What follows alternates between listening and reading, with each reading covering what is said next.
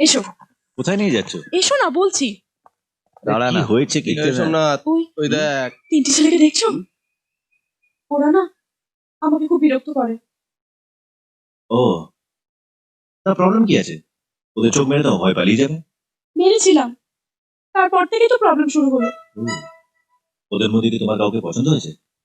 ইস, না না, তাহলে চোখ মারলে কেন? ওদের মধ্যে কেউ আমাকে পছন্দ করে কিনা সেটা জানার জন্য। ওই যে ক্যাবলাটা বিয়ে করার জন্য একেবারে উঠে পড়ে লেগেছে। বাহ, গুড। সরি, আর এমন হবে না। এখন আমায় কি করতে হবে? সেদিন কাটা কেষ্টকে যেভাবে মেরেছো, হুম। ওদেরও সেভাবে মারো। আচ্ছা, আমি তো ওদের কাউকে চিনি না, শুধু শুধু মারবো কেন? ঠিক আছে। ওই যে যে ছেলেটা বিড়ি টানছে, ওর নাম সোমনাথ।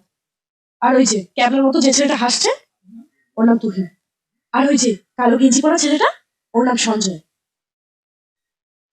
আরে তুমি এভাবে আমার দিকে তাকিয়ে আছো কেন? এবার তো চিনলে, যাও মারো। আমি শুধু শুধু ওদের মারবো কেন? আচ্ছা ঠিক আছে, ওই তিনটাকে মারার জন্য আমি তোমাকে 30 টাকা দেবো। 50 টাকা পেলে তো মারবে, এর থেকে বেশি আমি দিতে পারবো না। যাও মারো।